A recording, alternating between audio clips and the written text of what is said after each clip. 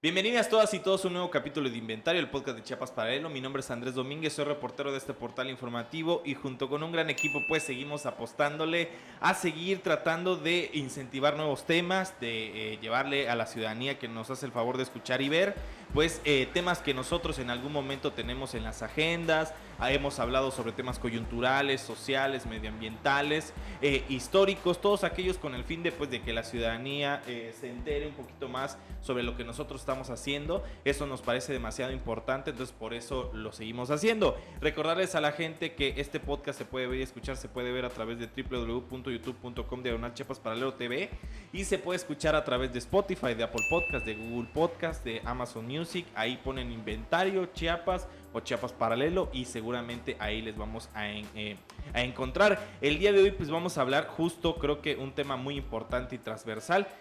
Como lo hemos hablado en diferentes ocasiones, nosotros y nosotras hemos tenido la fortuna de encontrarnos a gente que pues ha tenido una labor muy importante. De hecho, antes de entrar estábamos hablando sobre pues esta sinergia entre activistas y periodistas al respecto sobre temas coyunturales como son la migración, que es lo que vamos a hablar el día de hoy. Y pues bueno, el día de hoy tenemos a Janet Gilardón. Ella es fundadora de la organización Una Ayuda para Ti Mujer Migrante AC. Y bueno, fundadora y directora, y como ella me dice, muchísimas funciones dentro de la Casa de la Mujer Migrante en Tuxtla Gutiérrez. Primero, Janet, preguntarte, ¿cómo estás? Bien, estoy contenta. Muchas gracias por la invitación. Espero que mi aporte sirva de mucho a la audiencia. Excelente, Janet. Ahora, a Janet la conocí ya hace unos años al respecto. De hecho, tuvimos la fortuna de que nos regalara una muy bonita entrevista. Y te pregunto de forma muy puntual, y es algo que tú me mencionabas cuando te conocí, y es, tú eres una mujer migrante, ¿no? Yo soy una mujer migrante, soy salvadoreña, soy del Departamento de la Libertad de El Salvador. Cuéntanos un poco cómo fue tu proceso migratorio. Primero cuéntanos cómo vivías en El Salvador antes de emigrar, cómo era tu vida, ¿no? Cuéntanos un poco. Bueno, yo vengo de una familia típica salvadoreña, soy la menor de 12 hijos y El Salvador desde ese entonces, yo emigré en el 2004 hasta la fecha, es un país que más de la mitad de los salvadoreños viven de trabajar en maquilas. Una mano de obra bastante barata y pues aparte de la delincuencia que el país ha vivido, de hecho el país en la década de los 80 y parte de la década de los 90 vivió una guerra civil. De allí empieza como muchísimo la migración. Para los que no saben, El Salvador es el país con menos salvadoreños y Estados Unidos es el que tiene más salvadoreños pues que el propio El Salvador. Yo trabajaba en una maquila, pues estaba joven y pues me dedicaba a ello. Y en ese entonces ya se pagaba renta por vivir, ya estaba pues las pandillas, la Mara 18, la MS, la Mau Mau y todas las demás que salieron. Y queriendo buscar como una mejor vida para mí, ¿no? Una persona joven siempre pues añora estar mejor o tener una casa o tener un carro, pues siempre, ¿no? Mejorar. Y esa fue una de mis ilusiones. Cuando salí de El Salvador yo tenía 24 años y bueno, salí de allá con la esperanza de llegar a los Estados Unidos, en 20 días. Y llegando acá a Tuxtla Gutiérrez yo fui secuestrada. Ya no tenía dinero, ya me habían robado los documentos, pues ya no tenía nada, creo que ni dignidad. Y estuve 5 meses así. Entonces, derivado de esta situación que yo viví como una mujer migrante y de todas las cosas que pasé desde la frontera de Guatemala con México hasta llegar a Tuxtla Gutiérrez y que fueron muchísimas, pues esto me impidió continuar mi camino. Una mujer migrante no tiene opciones, al menos en el estado de Chiapas y por todo el tiempo que yo tengo de vivir acá en este estado, que ya son casi 19 años, me doy cuenta que no hay muchas opciones de vida digna. Toda la situación que viví no me permitió continuar mi camino y me quedé acá en Chiapas. Fui liberada 5 meses después y bueno, pasó el tiempo sin documentos, una mujer migrante sin documentos, sin dinero, mujer, pobre. Bueno, te imaginarás, ¿no? Todas las cosas que estaban a mi contra y que en ningún momento pude encontrar un trabajo. Bueno, sí me acuerdo que encontré un trabajo y me pagaban 50 pesos, 20 horas de trabajo. Si yo dormía ahí en el lugar, en el piso, por supuesto, me pagaban 20 pesos. Y en todos los momentos que yo traté de que me dieran un trabajo, no hubo, nada más encontré ese, con ese sueldo. Ya no me daban por ser mujer migrante, Claro. indocumentada. Cuando no tienes un documento y no saben quién eres, piensan que te fuiste de tu país por delincuente, pero no saben la situación que viviste, o sea, el contexto, por qué saliste de tu país. El 90% de la población salvadoreña, en este caso, porque yo soy de El Salvador, han salido de su país por la delincuencia. Bueno, hoy me doy cuenta por la organización y las entrevistas que diariamente se hacen, me doy cuenta de ello, ¿no? Que mis circunstancias fueron un poco diferentes, porque aunque sí había delincuencia, sí salí por la delincuencia, pero también más salí por encontrar mejores condiciones de vida, un mejor salario, por ejemplo. Y pues añoraba, ¿no? Como cosas más grandes, pero no llegué a Estados Unidos. Mis sueños pues fueron truncados de alguna manera porque ya no pude llegar, y así mucha gente que se viene ya no alcanza el sueño americano. Claro. Ya no alcanza. Y mira, si hablamos no nada más de los que se vienen, sino de los que se quedan, y es un luto, ¿no? Porque los que se quedan allá, los papás, los hermanos, los amigos piensan que el que se vino ya va llegando a Estados Unidos. Muchos son secuestrados, son matados, no sé, suceden muchísimas cosas en el camino y no alcanzan el sueño americano. Yo, mira, aquí estoy contándola. Claro. Estoy contándola y bueno, mucha gente no alcanza a hacerlo. Eso sí, yo te pregunto, ya, bueno, me vienen muchas cosas a la cabeza, pero principalmente es... bueno, ¿cómo fue porque creo que también es algo muy importante para explicar, cómo saliste? O sea, ¿por qué vía? Porque ahorita tenemos una movilidad migratoria, movilidad humana, perdón, acostumbrada por literalmente la movilización a pie, ¿no? O sea, es decir, la gente migra a través de los recursos que tiene, de arraigo, que es algo que pasa muy frecuentemente. Pero hubo otros momentos, ¿no? Es decir, no existen un patrón, sino como por las oleadas, ¿no? O sea, no es lo mismo un haitiano que viene en autobús, de forma tal vez un poco más cómoda, digo, por poner un ejemplo, que un centroamericano que viene caminando literalmente desde su pueblo hasta la frontera, ¿no? ¿Cómo fue tu caso? Fue así. Quizá no es que sea un patrón, pero, por ejemplo, puedes tener dinero, pero si eres migrante no cualquiera te va a llevar. Puedes tener dinero, pero no siempre en una terminal te van a vender un boleto.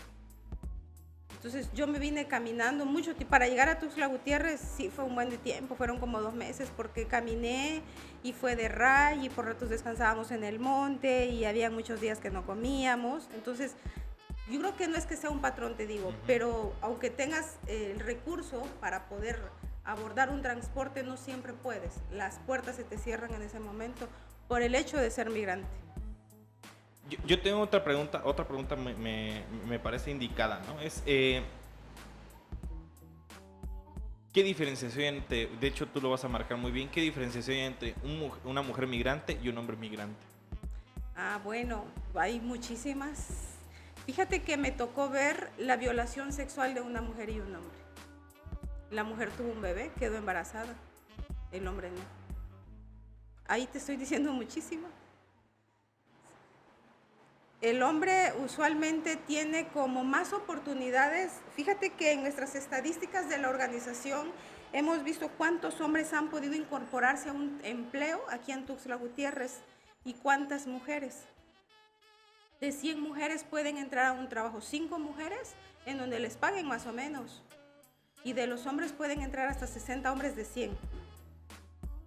Desconozco por qué, pero como que la gente o la educación, no sé si del Estado o del país, cambia muchísimo. La mujer se con el hecho de ser mujer, porque mira, estuve viendo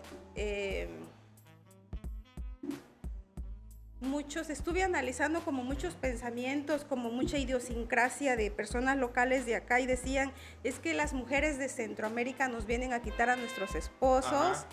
Porque cuando les damos trabajo en las casas se quedan con ellos, o si tenemos una empresa y les damos trabajo a ellas también se quedan con el patrón, etcétera. Entonces, mucha mentalidad así, y yo he hablado con gente local así, como se dice coloquialmente en El Salvador, a calzón quitado, y les he preguntado y me dicen, es que las que vienen de allá vienen a eso, a quitarnos a los maridos, y yo no.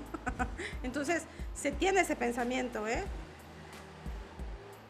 Me parece muy importante eso, sobre todo porque creo que demuestra mucho la siguiente pregunta.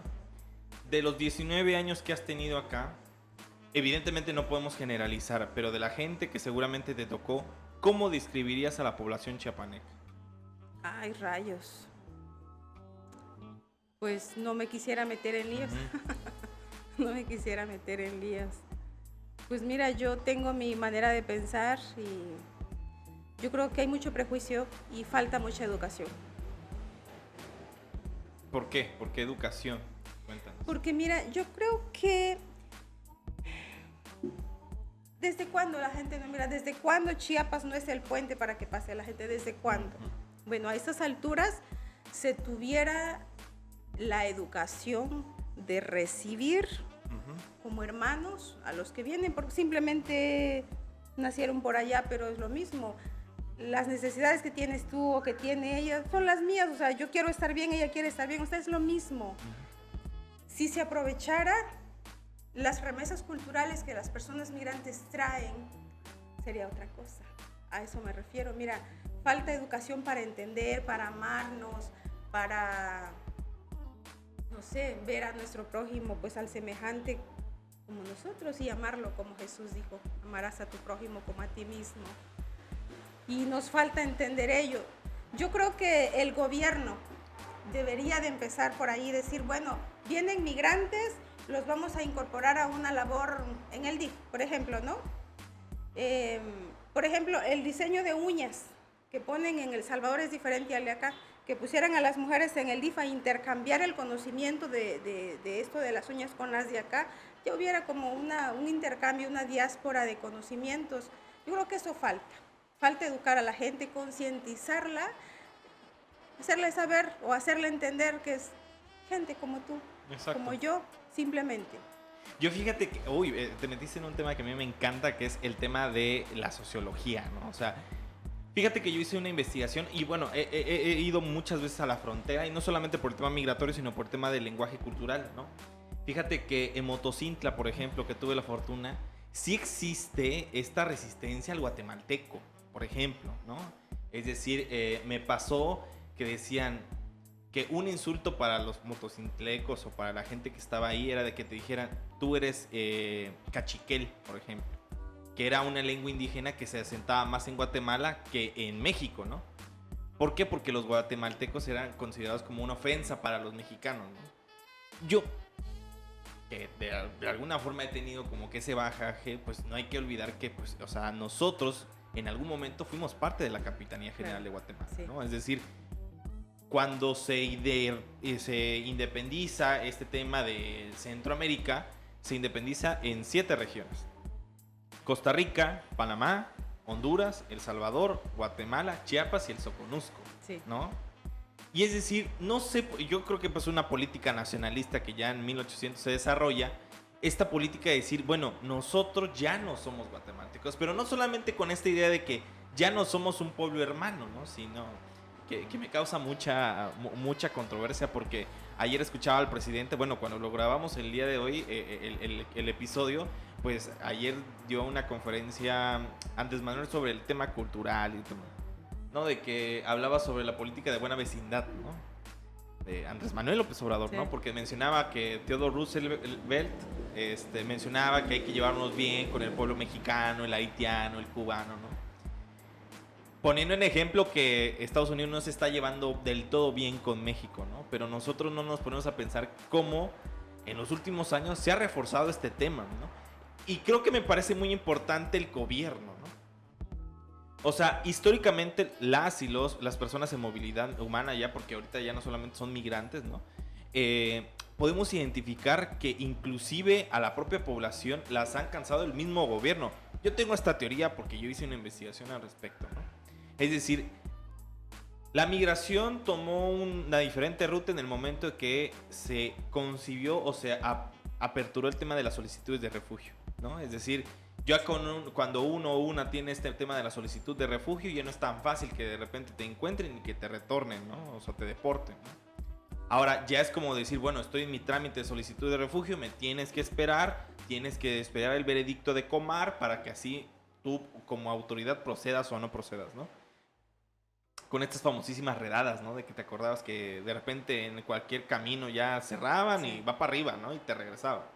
Bueno, eso a partir de 2018, ¿no? Y creo que me parece muy importante. Ahora, el tema de las solicitudes de refugio cambió muchísimo. ¿Por qué? Porque el tema de la solicitud de refugio a partir de las caravanas migratorias, de las caravanas migrantes en octubre de 2018, pues al final de cuentas acumuló a la gente en un espacio. Y ese espacio era Tapachula y sus alrededores. E inclusive Tuxtla, ¿no? Inclusive Palenque, que también de repente ahí como que se movió.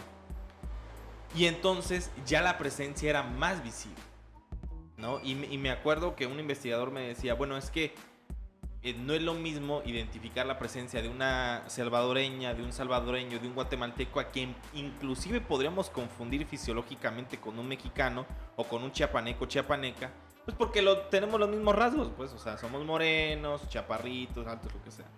Que con un haitiano, por ejemplo, ¿no? Un haitiano evidentemente tiene una fisionomía diferente, ¿no? Es más alto, más corpulento, más delgado, ¿no? Afro. Entonces, las solicitudes de refugio, al momento de que no son repartidas en el momento adecuado, es decir, un procedimiento te podría llevar legalmente te puede llevar 3 hasta 6 meses, ¿no? Pero en la realidad te podría llevar de 6 a 1 año. O más, ¿no? Hasta 18 meses alguna vez tuve identificado, ¿no? Y es decir, tener a la gente cansada, pues volvía este tema complejo, ¿no? Entonces, creo que eso me parece una muy buena explicación de lo que pasó en Tapachula en un momento dado. Porque en Tapachula pasaba de que, a mí me recuerdo ver, que colonia tras colonia se quejaba por los migrantes, ¿no?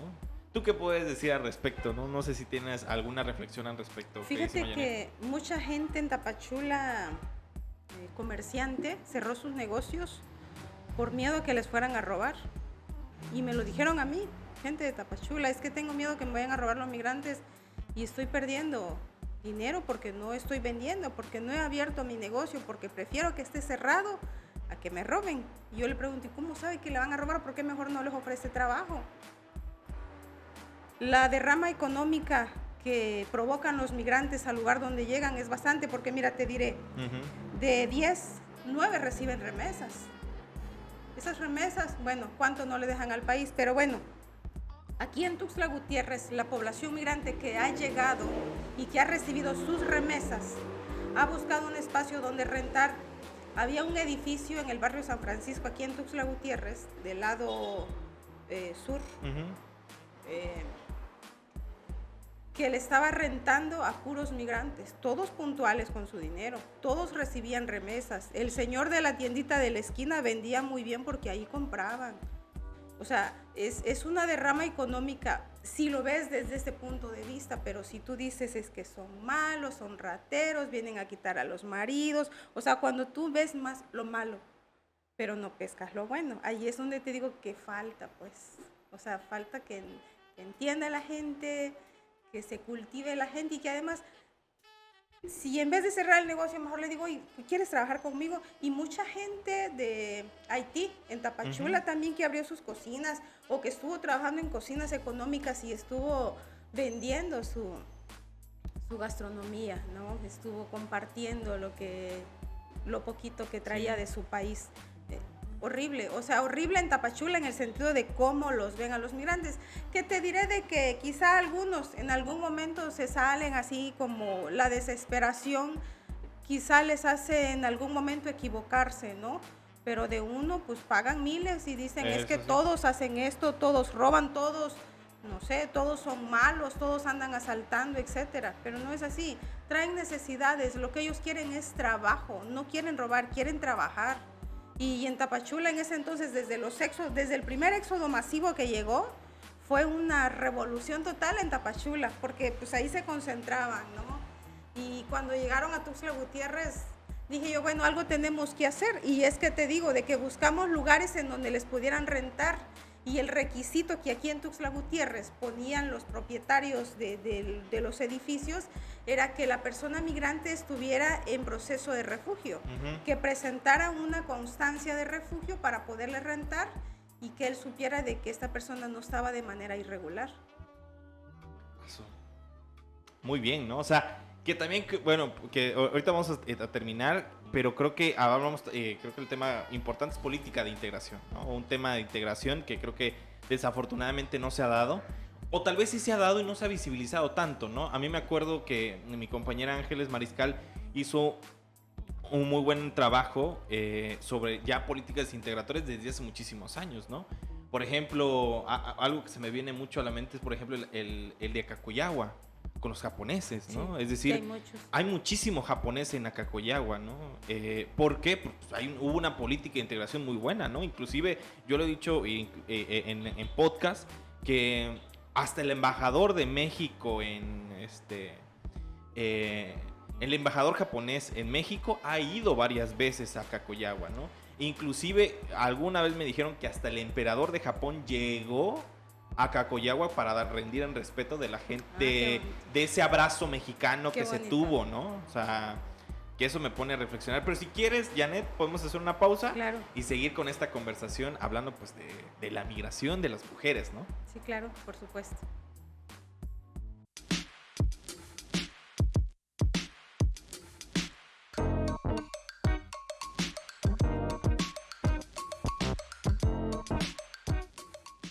Bueno, y regresamos hablando con la queridísima Janet, compartiéndonos su experiencia. La verdad es que un capítulo fuerte, en el aspecto de que creo que algo que conozco a Janet es que tiene muchísima apertura para hablar sobre estos temas, sobre todo porque le pasaron, ¿no? Y que creo que es algo que ha encomendado muchísimo para pasar, y es algo que vamos a ver muchísimo más adelante, para pasar de ser una persona espectadora a pasar a una persona activista, ¿no?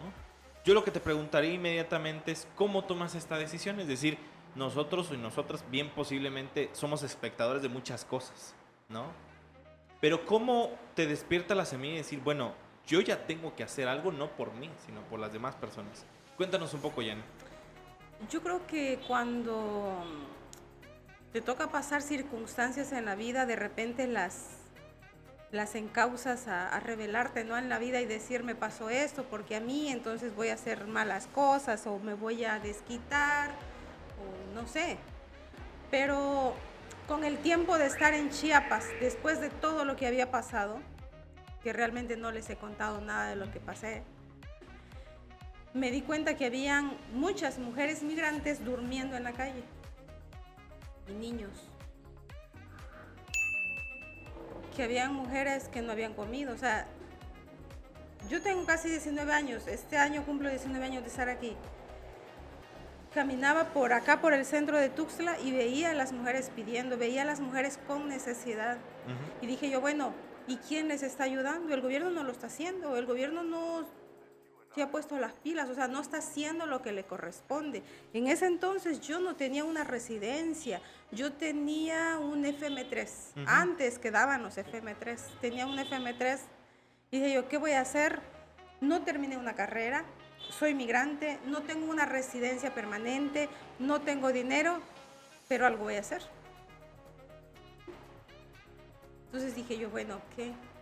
Y me quedé pensando, entonces en una de esas, el consulado que estaba en Arriaga, porque ya no hay consulado salvadoreño en Arriaga, convocó a la población salvadoreña en el exterior, a la que estaba acá en Chiapas, porque en ese entonces vinieron varias personas salvadoreñas de diferentes lados, no nada más de Tuxtla, a una convivencia al Parque Cañahueca. Y llegaron muchísimos salvadoreños. ¿Muchísimos cuántos? ¿200? Más. No sé, más. Y habían más mujeres que hombres. Yo pensaba en lo que yo había vivido, yo pensaba en lo que duele ser mujer en Chiapas, en lo que a mí me había pasado. Y dije yo, bueno, hay tantas. Y empecé a hablar con ellas y en El Salvador siempre se trata de tú, de usted que diga. Y yo decía, ¿y usted cómo se llama? Y ella me decía, ¿y usted tiene papeles? ¿No? ¿Y usted dónde vive? No, pues es que yo duermo abajo del puente. Ah, ¿y dónde trabaja? No, es que no me quieren dar trabajo. Ah, o yo vendo dulces, pero pues apenas sale para las tortillas. Entonces empecé a entrevistar ahí y me di cuenta de la gran necesidad que había de las mujeres migrantes, que aunque estaban en esa convivencia que había hecho el consulado salvadoreño, eran mujeres necesitadas, con una necesidad exagerada, pues de vivir bien, de un trabajo, de comer, de dormir bajo un techo. Y dije yo, ¿y qué puedo hacer? Entonces empecé a leer, fue el tiempo que más leí, te diré. Empecé a leer qué es una asociación civil, cómo se compone, cuántas personas tienen que ser las que las integren, cómo se constituye legalmente, si una persona extranjera puede crear una asociación civil. Y siempre me dijeron, estás loca, tú ni puedes ni papeles tienes, y aquí ese papel que tienes te va a vencer. Y dije yo, pues qué me importa, algo tengo que hacer. Y si no me funciona, por lo menos lo intenté. Pero yo no tenía el recurso, Andrés, yo no tenía nada.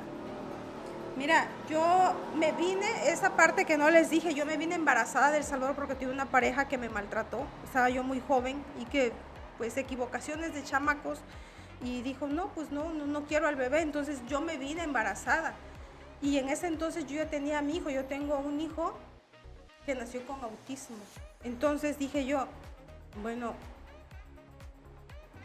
yo sufrí muchísimo, pero el que yo haya sufrido no significa que no pueda hacer algo por las demás o por mis connacionales. De mi ropa, de la ropa de mi hijo en ese entonces, me venía al Parque Santo Domingo, el que está aquí, sí, pues acá abajo. Acá abajo. Y ahí me sentaba bajo un árbol y a veces llovía y ahí bajo la lluvia, ya ves que hay unos muritos de cemento y ahí me quedaba sentada porque yo sabía que llegaban muchos migrantes. En ese entonces llegaban muchísimos migrantes. ¿2010 podría ser? No. Sí, 2009, desde 2009. Y llegaban y yo llevaba ropa en una bolsa y es así como empecé a ayudar. ¿Qué tiene ahí ropa? ¿Qué talla eres? Y se las daba y me decía, y mañana me puede traer unos zapatos, ¿qué talla eres? Anotaba en mi cuaderno los encargos que me habían hecho y los buscaba con mis vecinos y les decía, oye, ¿me puedes regalar un par de zapatos número 8? Cosas así. Sí. Después el comedor Santo Domingo me dice, yo veo que vienes todos los días, no te conozco, pero te voy a prestar una mesa. Me prestaron una mesita de la Coca. En una hoja blanca, puse una ayuda para ti, mujer migrante. No existía, legalmente no existía ese nombre, lo tenía aquí. Y ahí lo puse. Ah, ¿ustedes son una asociación? Sí. ¿Y en qué me puede ayudar? ¿Qué necesita? No sabía cómo una persona podía tramitar un documento, ni un refugio, ni una regularización por vínculo familiar, ni una visa por razones humanitarias. Yo no sabía nada de eso. Pero empezaba yo a leer y yo le decía, ¿qué necesita? Es que necesito una constancia de origen. Ah, y eso. Entonces lo que hacía yo, irme de allí a mi casa y empezar a leer dónde podía conseguir una constancia de origen. Entonces empecé a llamar a los consulados, empecé a llamar gente, ir allá y así. Entonces inicia la asociación civil y dije, bueno, yo necesito una asociación que sí apoye a la población en movilidad, pero enfocada a las mujeres migrantes. Pero sobre todo necesito que las mujeres sepan que sus derechos viajan con ellas. O sea, que sí están aquí, que no son mexicanas, pero sí pueden poner una queja, que sí pueden ir a la fiscalía y pueden poner una denuncia, aunque te diré que en este tiempo el gobierno no hace caso a esas denuncias. O sea, llega la mujer y dicen, lo que le conviene a ustedes es que siga su camino y que no diga nada, porque usted es migrante, esto ni sirve. Y en ese entonces así era. Todavía el gobierno nunca en Chiapas se ha encargado realmente de lo que le corresponde en el tema de la migración. Entonces empezó a funcionar la organización de una ayuda para ti, mujer migrante, y empezamos a recibir un buen de mujeres migrantes, un buen de mujeres migrantes. Te diré que hasta la fecha tenemos en nuestras estadísticas 32,000 nada más de albergue, porque tenemos el comedor, aparte a las que les damos ropa, aparte a las que les damos nada más su kit de higiene, o nada más las que vayan a comer, sin poner a los niños. 32,000 me decías. Sí, desde el 2015 a la fecha. Pues me parece muy... Bueno, yo me acuerdo que cuando platiqué contigo sí tenías una cifra así elevada. De hecho, me acuerdo que te conocí cuando estábamos justo, creo que... ya estaban las caravanas, creo. Ya habían estado las caravanas. Yo te pregunto, parece mentira, ¿no? Y parece que es un discurso muy desgastado, ¿no? De que de repente decimos, es que el gobierno no lo hace. Pero es que en verdad no lo hace. Pues es que no lo hace. Mira, tengo, ni sé quién vaya a escuchar esto, pero tengo 4 solicitudes que yo le he hecho al gobierno, a los diferentes gobiernos que han estado en los diferentes años o sexenios, y tengo no. O sea, mis respuestas es no. Tengo 4 negativas. El gobierno dice no. Entonces, en un oficio le dije al gobierno, bueno, usted, no le dije así, que no estaba haciendo lo que le toca, pero le dije que nos apoyara en hacer pues la labor de ayuda a los migrantes, que me diera un elefante blanco para que a mí me facilitara un espacio para poder laborar, y que a cambio yo le iba a poner una placa con su nombre que él había dado el lugar. Y ni así. Que no. Ahí los tengo. Y no. O sea, no es de que seamos así como tú dices, que esto ya está así como gastado y todo el mundo lo dice. Pero es que no está haciendo lo que le toca a las comisiones que tienen a cargo los diputados y los regidores, que es el tema de los migrantes. O sea, las comisiones de migrantes, ¿qué están haciendo? Mira, reuniones todo el mundo hace. Yo puedo convocar al poco de gente y reunirme y hablar del tema y hacer como que estoy haciendo. Pero ese no es el asunto, es agarrar al toro por los cuernos y ver qué vamos a hacer, órale, hagámoslo. Porque hay mucho que hacer, muchísimo que hacer. De verdad que luego decimos la problemática, pero mira, no lo veamos como problema los migrantes, sino veámoslo como, lo podríamos ver como solución a muchas cosas. Así como te dije, traen tantas remesas culturales que sería bien padre que los involucráramos aquí en Chiapas y que hubiera una, pues no sé, un intercambio de culturas, sí, de sinergia. Conocimientos, sí, claro, pero pues no se ha hecho. Y si el gobierno no lo hace, ¿tú crees que lo va a hacer el pueblo? Si el gobierno ve mal, el pueblo ve mal. Mira, la cabeza, o sea, quien está arriba tiene muchísimo que ver para que el cuerpo funcione. Y hasta ahorita el gobierno no.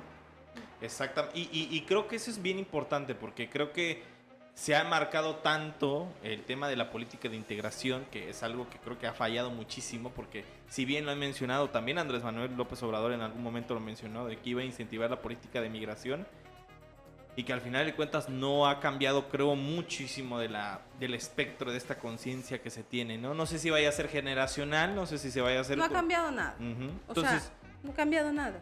Entonces, me parece importante preguntarte, y creo que es parte de tu labor hacerlo, tú has estado, bueno, no nos vayamos tan lejos, aquí hay una, bueno, ahorita ya lo reclasificaron, ya no lo es, pero hubo un momento en que esta estación migratoria que estaba en el Cupapé, que está al lado, bueno, en el Libramiento Norte, al lado de una famosísima universidad, en algún momento creo que fue un centro, algo así. Es decir, nada más llegaban, pasaban, se iban, ¿no? En algún momento. Pero después del 2018 ya no. O sea, había muchísima gente, llegaban a autobuses. Te digo porque yo vivo por ahí. Entonces yo pasaba a diario, ¿no? Y eran 2, 3 camiones escoltados por la ya presente Guardia Nacional, la Sedena. Inclusive veías gente muy, muchísima gente. Hablando 400 personas, ¿no? O sea, mucha gente. ¿Tú qué has tenido esa oportunidad de visitar? Tú me mencionabas que tenías ese permiso. ¿Qué veías? ¿No? ¿Qué no viste, mejor dicho? ¿Qué no vi? A ver, adelante, queridísima Janet. Mira, yo estuve colaborando, de alguna manera era como, no sé, un apoyo con la Comar, aquí en Tuxtla Gutiérrez, y el ACNUR. Entonces, a mí me enviaban las hojas de salida cada jueves había salida, porque te digo, en ese entonces, así como tú dijiste, estaba repletísimo de migrantes, repletísimo en la cárcel, porque allí no son centros de aseguramiento, son cárceles. En la cárcel, que no sé, donde podían caber 100, habían 1000. Sí. Entonces estaba rellenísimo. Entonces me mandaban los listados y me decían, Janet, tú vas a ir a la estación migratoria porque vas a sacar a la gente, porque tenía que ir alguien. Me mandaban la lista, no sé, 200, 160, 250, muchísima gente. Y en ese entonces me acuerdo que habían muchísimos cubanos. Y fíjate, te voy a decir algo muy importante, que por primera vez lo voy a decir. Llegaba y yo pasaba lista de los que salían, o sea, los sacaba, migración los sacaba. Salían y yo, fulanito de tal, aquí está, hágase usted para acá para saber que ya, y yo lo tachaba. Pero habían momentos en que no todos los de mi lista salían y yo preguntaba, ¿dónde están? Y me decían los mismos migrantes, usted no sabe qué les han hecho. Ellos ni existen, ya no están aquí.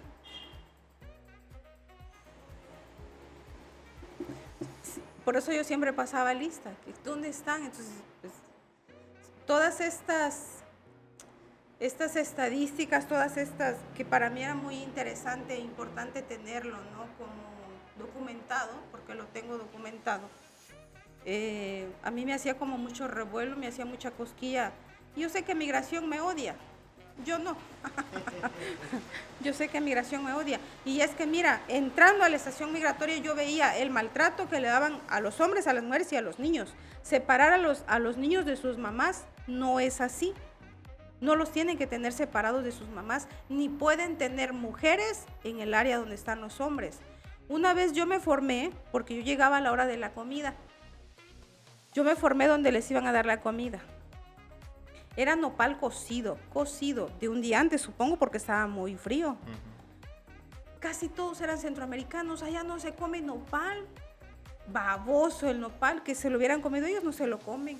O sea, todo ese maltrato que les daban, ¿eh? Y tengo unos videos porque en algún momento la misma migración se le olvidó pedirme mi celular en la entrada. Y tengo unos videos ahí terribles. Sí. Terribles, de testimonios de las personas que están adentro. Y cuando mero estaban las caravanas y yo tuve la oportunidad de entrar ahí a entrevistar, porque no dejé mi teléfono en la entrada, las denuncias fuertísimas del trato que les daban, horrible, horrible, de mujeres embarazadas, terrible. La verdad, hemos perdido el amor a la humanidad, hemos perdido, pues yo creo que el amor a nosotros mismos, porque pues somos iguales. Inmigración se ha pasado, sí. Se ha pasado y ha violado muchísimo los derechos de las personas migrantes, los ha pisoteado. Yo te pregunto una cuestión que me parece muy reflexiva y que creo que podríamos bien identificar, ¿no? La masacre de los 72 de San Fernando, ¿no? Una. Lo que acaba de pasar en Ciudad Juárez, ¿no? Con la estación migratoria. Y bueno, cómo no olvidar aquel 9 de diciembre, sí, ¿no? Con la tragedia migrante aquí en la curva del migrante. ¿Qué sensación ves cuando pasa ese tipo de cosas? Mira, me dices y me da así como cosa. Sí. Uy, pudiera decirte muchas cosas y me quedo así corta porque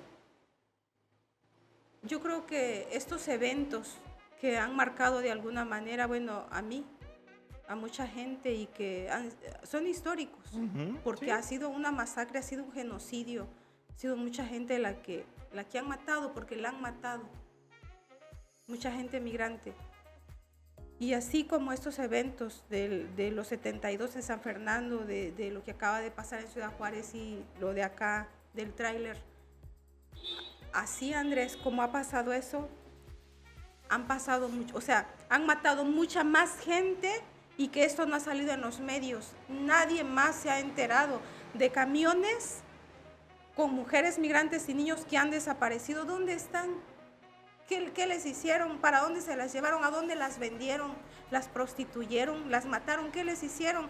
Así como esos eventos de los que tú me estás diciendo, han habido tantos y nadie dice nada. Yo culpo al gobierno. O sea, de todo esto lo que tú me estás diciendo, ¿quién más ha sido? El gobierno, y sabes que me da rabia y me da no sé qué hablar de ello porque tanta gente migrante sufriendo, o sea, ellos traen necesidad y se vienen a encontrar con todo lo contrario. Y fíjate que en El Salvador los polleros que llegan allá y te dicen, te quieres ir a Estados Unidos, vas a llegar en tantos días, te lo pintan tan bonito y te vienes a dar en la torre y te vienes a dar cuenta que de lo que te dijeron no era así. Y cuando el gobierno en su campaña dijo, vamos a dar tantos trabajos a las personas migrantes por lo del Tren Maya y no sé qué rollo, y empiezan a venir los éxodos masivos y resulta de que no habían esos trabajos. Sí. Pues me da, no sé qué me da, o sea, hablo de eso y terrible. Sí, demasiado. Creo que... y fíjate que qué lamentable que el presidente mismo... creo que estamos hablando de un tema me parece demasiado importante, que es la desaparición, ¿no? Que creo que... ¿en qué momento... Sí, y lo veo con naturaleza y la verdad de forma muy personal me lo cuestiono. ¿En qué momento el presidente se le hace muy natural hablar de las madres buscadoras? O sea, de entrada. Es decir, ¿en qué momento el presidente y en general el gobierno ha aceptado esta idea de que madres que desafortunadamente perdieron o a su hijo o a su hija o cualquier persona tienen que hacer este esfuerzo sobrehumano, porque es un esfuerzo emocional, físico, gubernamental, moral, lo que tú quieras, para ir a buscar a sus seres queridos e inclusive, al final de cuentas, se hayan... y que el mismo gobierno haya dicho, sí, bueno, háganlo ya, porque nosotros no lo vamos a hacer, ¿no? Y no lo hacen. Y no lo hacen.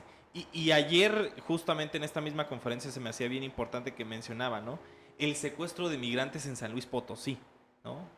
Es decir, como en Matehuala, me acuerdo mucho el municipio que decía en Matehuala. Y me pongo a pensar con qué naturalidad lo está diciendo.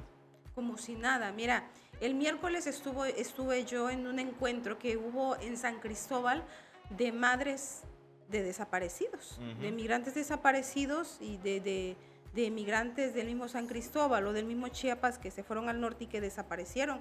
Y decían las mamás, es que nosotras estamos haciendo lo que al Estado le corresponde hacer, nosotras estamos buscando, porque el Estado no nos resuelve, porque el Estado nos dice, no, su hijo ya se murió y ¿para qué lo sigue buscando? Por eso el miércoles en el evento decía, en el encuentro, pues no hay nada que celebrar, o sea, para ellas, ¿cómo lo van a celebrar? Tantos migrantes desaparecidos, tantas madres que están buscando a sus hijos. Y fíjate que no sé si has escuchado de la Asociación de Armadillos Rastreadores, que está en el norte del país, y me platicaban cómo ellos tienen que ir a hacer lo que debería de hacer el gobierno. El gobierno tiene sus recursos, están ganando un salario enorme y son los armadillos y las madres de desaparecidos los que van y buscan, los que van y se exponen, los que van y enfrentan por buscar a sus hijos. Terrible. Demasiado terrible, Janet. ¿Te parece si hacemos una pequeñísima pausa y pues nos vamos en el tercer bloque hablando pues con Janet Gilardón?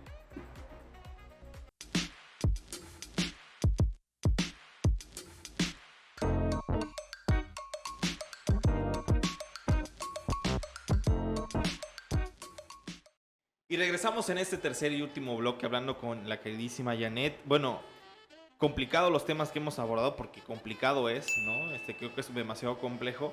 Pero bueno, en todo este actuar que has tenido tanto con con la organización, creo que también te has articulado muy bien ya con otras organizaciones, que eso me parece bien importante, ¿no?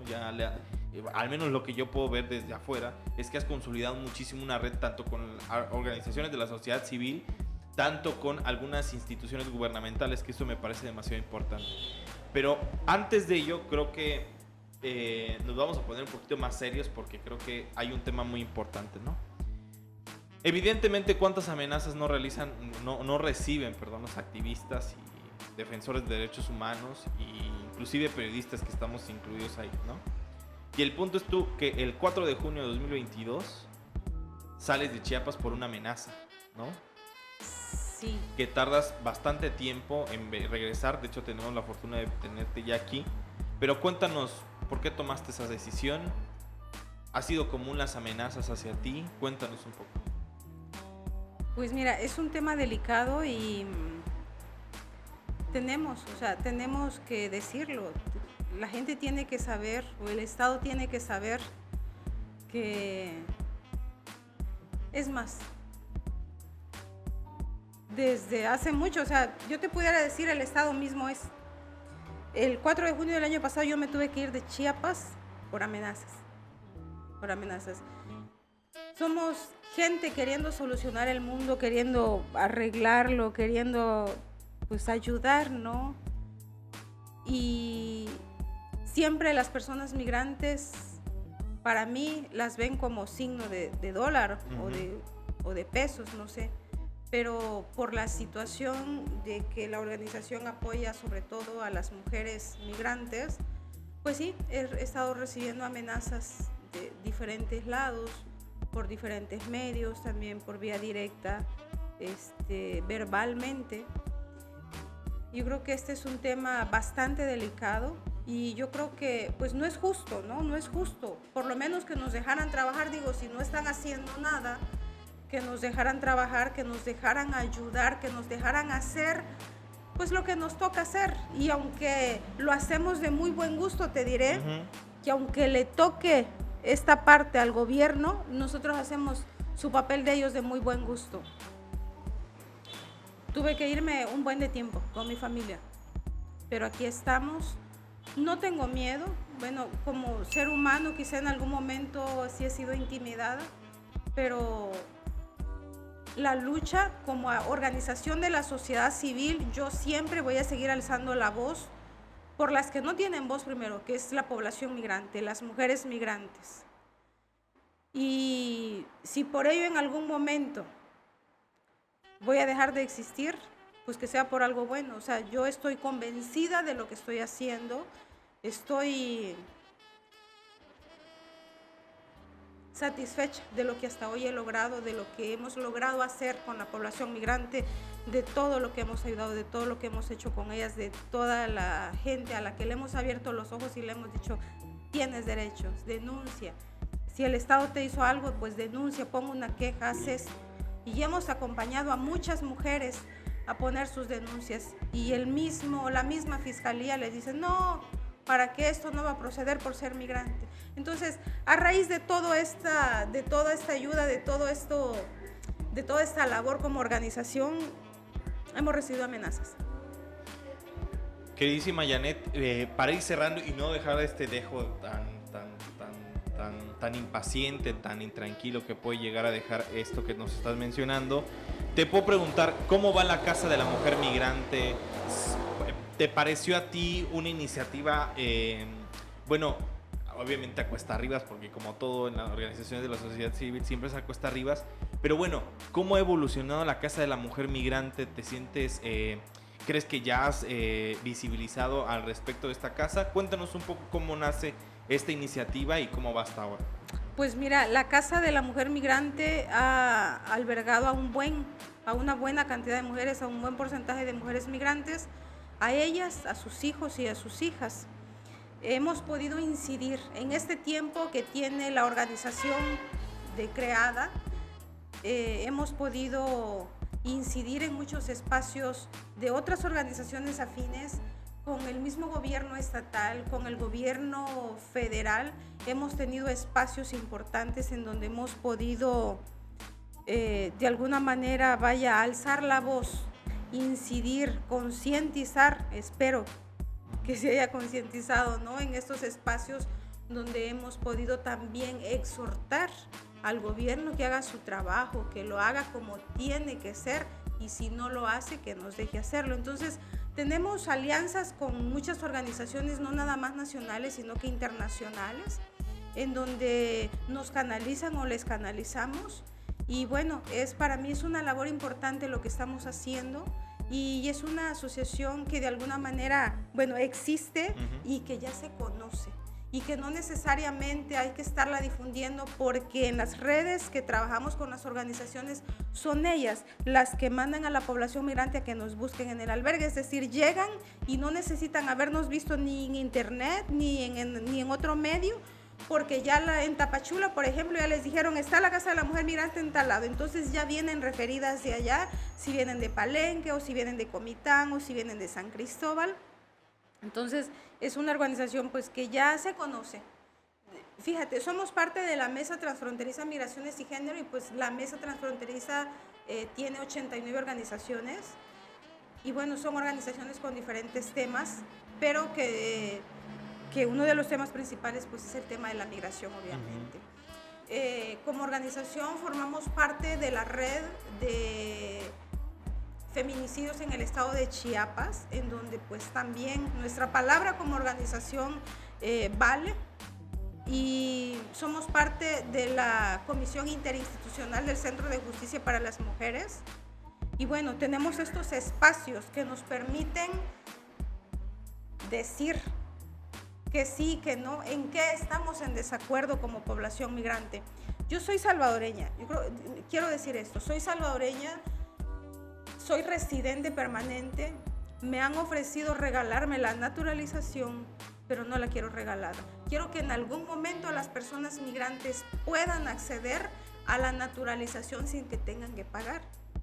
Si a mí me la regalan, y va a haber un tanto de mujeres más con la residencia permanente, pero que no la pueden pagar. Y yo ya voy a estar del otro lado. Entonces, una de nuestras luchas también es eso. Mira, con 5 años de la residencia permanente, bueno, ahorita ya son 2 años, que puedas tener acceso a la naturalización sin que tengas que pagar tantos miles de dinero. Porque aunque tengas la residencia permanente, esa únicamente sirve para transitar libremente en el país, y ni siquiera te sirve para sacar una remesa en el banco. Ni siquiera te sirve para trabajar, simplemente es un documento que en algún momento se compra, vale como 10,000 pesos. Pero bueno, la lucha de la Casa de la Mujer Migrante, de la organización, va a seguir. Estamos contentas, estamos agradecidas primero con Dios y con la población que ha hecho posible, porque recibimos muchos apoyos de muchas personas civiles, de las iglesias, de mucha gente que dice, tenía esta ropa y la traje porque sé que las personas migrantes la necesitan, o le traje estas sillas, o esta mesa, o esta estufa. Es así como la Casa de la Mujer Migrante se sostiene, y hasta hoy pues sigue funcionando para toda la mujer migrante que tenga la necesidad de quedarse en la casa a pernoctar. Allí se le suple pues sus necesidades básicas, su ropa, se puede bañar, se le da sus toallas sanitarias, su medicina si así lo requiere, etcétera, y si llevan niños pues de igual manera. Claro. Oye, te pregunto, ¿cuántos años ya llevas con esta casa? 8. Y se ha movilizado en diferentes lados, ¿no? Sí, precisamente por lo que te decía, yo estaba buscando un elefante blanco, un edificio que estuviera abandonado y que me diera el gobierno para no tener que estarme moviendo, y le dije, bueno, si no me lo va a donar, incomodate. Pero pues no hemos podido conseguir un espacio propio de la organización, entonces hemos tenido que movernos 4 veces. Es que es complejo, ¿no? Es demasiado. Es complejo porque el albergue que tuvimos vimos 32 casas, y ninguno de esos 32 casas que rentaban nos quería dar, o sea, hasta la 33, porque es para migrantes. Y la xenofobia está a todo dar. No siempre quieren a los migrantes. Sí, es lo que yo te pregunto, es lo que yo me imaginé, es decir, tú vienes a rentarlo, siempre te pregunta para qué lo quiere, ¿no? Sí. Que es como una pregunta Sí, clásica. y siempre pues soy franca y les digo, lo quiero para esto, y para esto van a dormir mujeres ahí. Además, necesito que familias y hombres y todo el que llegue también coma ahí, porque tenemos un comedor para todos los migrantes que lleguen. Claro. Oye, Janet, yo me acuerdo que tú me decías, ¿cómo puede la ciudadanía ayudar? Tú me mencionabas en ese momento que inclusive puede ser voluntariado, tienes como que diferentes opciones para ayudar al tema de la Casa de la Mujer Migrante. Cuéntanos un poco cómo nosotras podemos ayudar a la Casa de la Mujer Migrante en Tuxtla Gutiérrez. Bueno, en el tema de ayuda en cuestiones materiales, por ejemplo, o sea, pueden llevar desde ropa, zapatos, juguetes, una silla que ya no la usen, todo tiene que estar en buen estado, no tiene que estar roto.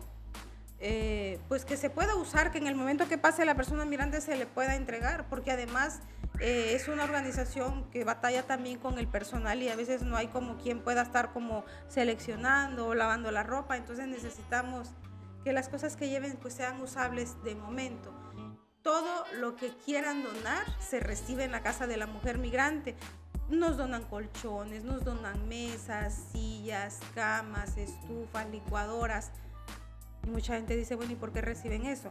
Bueno, mucha población migrante esperando su proceso de refugio o su proceso de documentación aquí en Tuxtla Gutiérrez se establece en Tuxtla Gutiérrez. Ahora ya no es como antes, que el proceso tardaba de 3 a 6 meses, ahora tarda muchísimo más. Cuando es refugio, por ejemplo. Entonces, estas personas tienden a rentar un espacio. Y cuando tienes un espacio para rentar, no tienen una estufa, no tienen una cama, y se les da. Cuando ellas van a seguir su camino, nos lo devuelven y luego se le vuelve a dar a otra. Muchos donantes dicen, ¿puedo ayudar directamente a la persona migrante? Sí, sí se puede.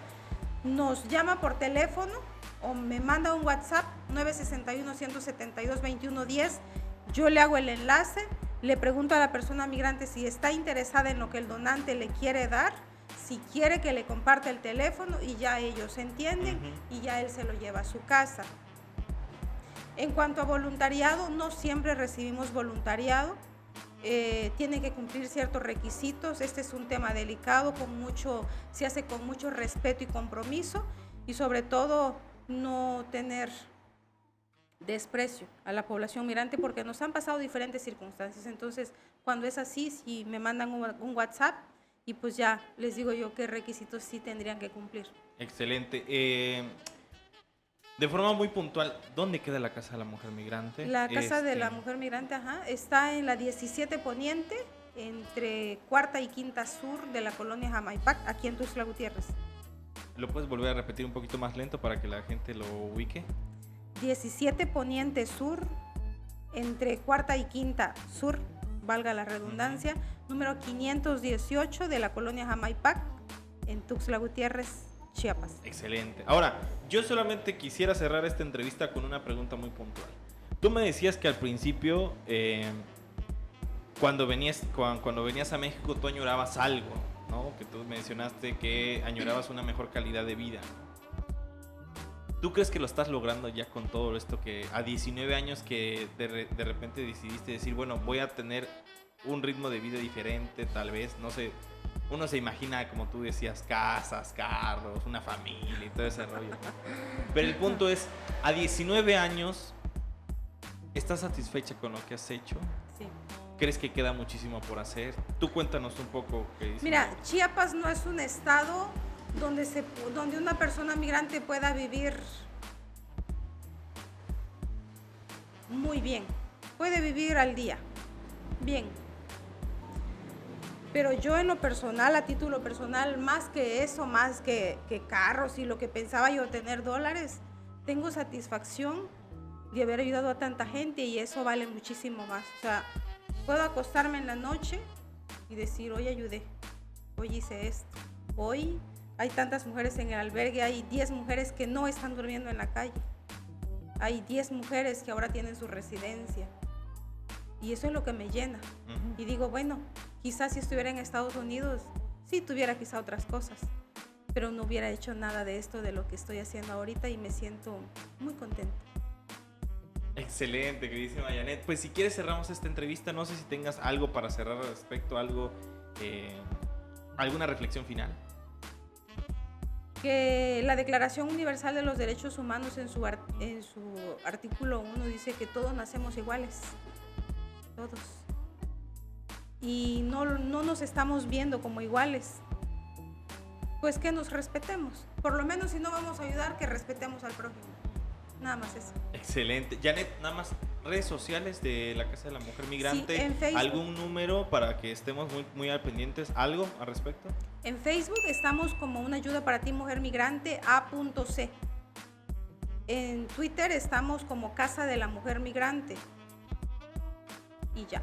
Excelente. Pues bueno, Janet, te agradezco muchísimo la entrevista, el tiempo. Sé que eres una persona muy ocupada y bueno, esperemos que de alguna forma esta entrevista haya ayudado a alguien Ojalá. De forma muy puntual, ¿no? Y pues bueno, yo me despido, no sin antes recordarles que mi nombre es Andrés Domínguez y bueno, agradecemos muchísimo la realización a Alondra y a Carlos Cardosa el día de hoy, que nos hicieron el favor de estar aquí. También recordarles que este podcast se ve y se escucha, se ve a través de www.youtube.com/Chiapas Paralelo TV y se escucha a través de Spotify, de Apple Podcast, de Google Podcast, de Amazon Music. Ustedes ponen Chiapas, inventario Chiapas Paralelo y ahí seguramente les saldremos. Y pues bueno, nos vemos en la siguiente conversación de Inventario, el podcast de Chiapas Paralelo.